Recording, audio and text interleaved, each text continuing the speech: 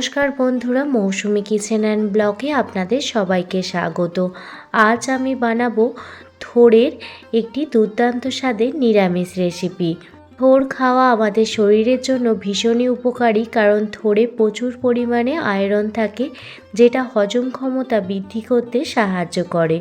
কলার থোড়ের অনেক রকম রেসিপি হয়। আজ আমি বানাবো কলার থোড়ের ঘন্ট।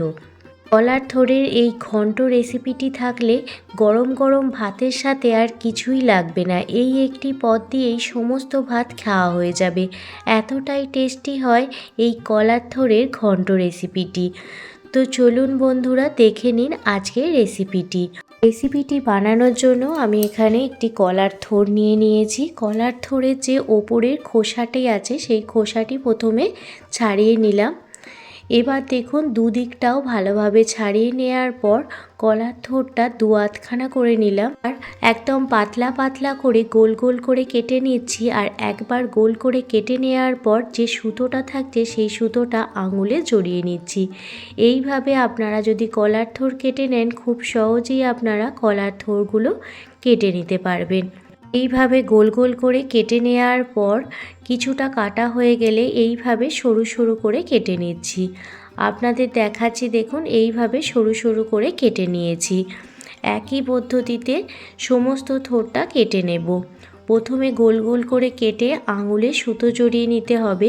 কিছু গোল গোল করে কেটে নেওয়ার পর এইভাবে সরু সরু করে কুচিয়ে নিতে হবে। কলার থোড় যতটা নরম হবে আর যতটা ফ্রেশ হবে, তখনই কিন্তু কলার থোড়টা খেতে বেশি ভালো লাগবে। দেখতেই পাচ্ছেন কলার থোড়টা কিন্তু একদমই ফ্রেশ ছিল, একটুও কিন্তু কালো হয়নি, একদম সাদাই আছে। আর জলটা দেখেছেন হালকা কালার এসেছে, এটা পুরোপুরি আয়রন। এই জলটাও অনেকে কিন্তু খায়। এবার কুকার নিয়ে নিয়েছি। কুকারের মধ্যে প্রথমে থোড়গুলো দুটো সিটি দিয়ে সিদ্ধ করে নেব। প্রথমে কুকারে থোড় দিয়ে দেওয়ার পর এর মধ্যে স্বাদ মতো লবণ আর সামান্য পরিমাণ হলুদ গুঁড়ো দিয়ে দিলাম। পরিমাণ মতো জল দিয়ে দুটো সিটি দিয়ে নেব, তাতে থোড়টি খুব ভালোভাবে সিদ্ধ হয়ে যাবে। অন্যদিকে থোড়ের ঘন্ট বানানোর জন্য একটি নারকেল নিয়ে নিয়েছি, আর নিয়ে নিয়েছি এক মুঠো পরিমাণ বাদাম। প্রথমে নারকেলটা হামাল দিস্তে করে খুব ভালোভাবে ফাটিয়ে নিচ্ছি। এইভাবে হামাল দিস্তে করে ফাটালে খুব সহজেই নারকেলগুলো ফাটানো হয়ে যায়। এর মধ্যে একটি মালা খুব ভালো করে কুড়ে নেব। থোড়ের এই ঘন্টতে নারকেল কোড়া না দিলে থোড়ের ঘন্ট অসম্পূর্ণ হয়ে যাবে। তো সেই জন্য অবশ্যই কিন্তু থোড়ের ঘন্ট রান্না করার সময় নারকেল কোড়া অবশ্যই দেবেন। যে কোনো নিরামিষের দিনেও আপনারা এই রেসিপিটি বানিয়ে ফেলতে পারবেন। এছাড়া আমিষের দিনেও এই রেসিপিটি আপনারা বানাতেই পারবেন। দেখুন, একটি মালার নারকেল পুরোপুরি কোড়ানো হয়ে গেছে। আমি যে পরিমাণ থোড় নিয়েছিলাম, সেই পরিমাণ থোড়ে এক বাটি নারকেল কোড়াই যথেষ্ট।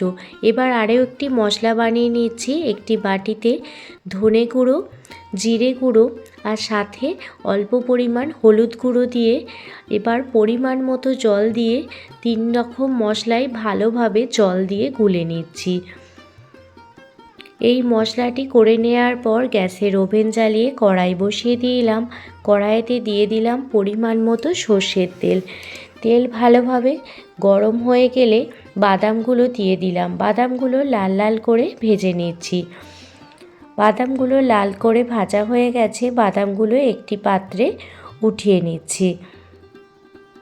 বাদামগুলো উঠিয়ে নেওয়ার পর এর মধ্যে দিয়ে দিয়েছি দুটো তেজপাতা, দুটো এলাচ, দুটো লবঙ্গ, দারুচিনি থাকলে সেটাও দিতে পারেন। দিয়ে দিলাম 1 চামচ গোটা জিরে, একটি শুকনো লঙ্কা ফাটিয়ে দিয়ে দিয়েছি।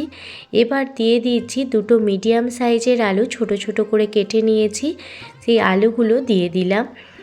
প্রথমে আলুগুলো স্বাদ মতো লবণ দিয়ে ভালোভাবে ভেজে নেব। স্বাদ মতো লবণ আর হলুদ দিয়ে আলুগুলো ভালো করে ভেজে নেব, যাতে আলুর ভিতর লবণ হলুদটা ভালোভাবে ঢুকে যায়।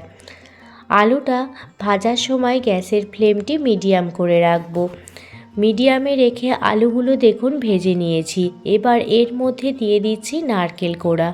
নারকেল কোড়া দেবার সাথে সাথে গ্যাসের ফ্লেমটি লো করে দেবেন, না হলে কিন্তু নারকেলটা বেশি পরিমাণ ভাজা হয়ে যাবে আর খেতে কিন্তু অতটা ভালো লাগবে না।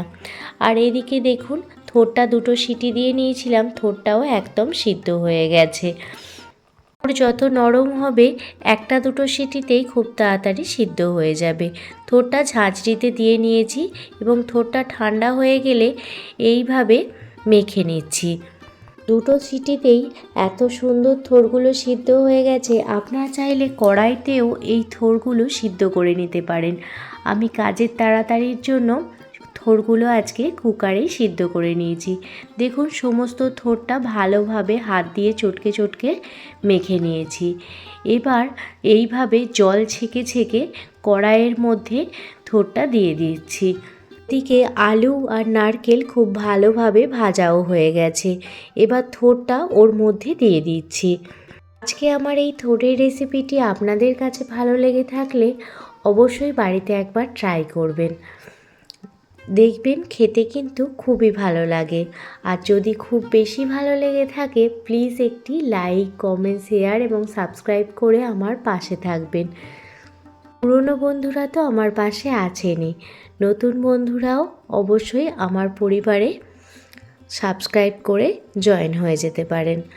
আপনারা কীরকম রেসিপি দেখতে চান অবশ্যই কমেন্টে জানাবেন, চেষ্টা করব রেসিপিগুলো বানিয়ে আপনাদের দেখানোর জন্য। দেখুন সমস্ত থোড় আলুর সাথে আর নারকেলের সাথে ভালো করে মিশিয়ে নিয়েছি। এবার এর মধ্যে স্বাদ মতো লবণ আর স্বাদের ব্যালেন্সের জন্য সামান্য পরিমাণ চিনি দিয়ে দিয়েছি। থোড়ঘণ্ট আমার কাছে একটু মিষ্টি মিষ্টি হলে খেতে বেশি ভালো লাগে। আপনাদের যদি মিষ্টি পছন্দ না হয় তাহলে মিষ্টিটা আর দেবেন না। এবার এর মধ্যে 1 চামচ আটা গুলে দিয়ে দিলাম। এতে কি হবে, থোড়ঘণ্টটা খুব সুন্দর মাখো মাখো তৈরি হবে আর খেতে ভীষণই ভালো লাগবে। টিপসটা আপনারা থোড়ঘণ্ট বানানোর সময় অবশ্যই ব্যবহার করবেন, দেখবেন কত সুন্দর থোড়ঘণ্টটা একদম মাখো মাখো হয়ে গেছে। শেষে যে হলুদ, জিরে গুঁড়ো আর ধনে গুঁড়ো জলে মিশিয়ে গুলে নিয়েছিলাম সেই মশলাটি দিয়ে দিলাম।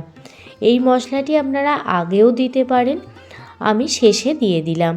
এতে স্মেলটা খুব সুন্দর আসবে। ধনে জিরে গুঁড়োর যে একটি স্ট্রং গন্ধ আছে সেই গন্ধটা খুব সুন্দর আসবে, সেই জন্য একদম শেষে এই মশলাটি মিশিয়ে দিলাম। মশলাটি মিশিয়ে দেওয়ার পর এর মধ্যে ভেজে রাখা বাদামগুলো দিয়ে দিলাম।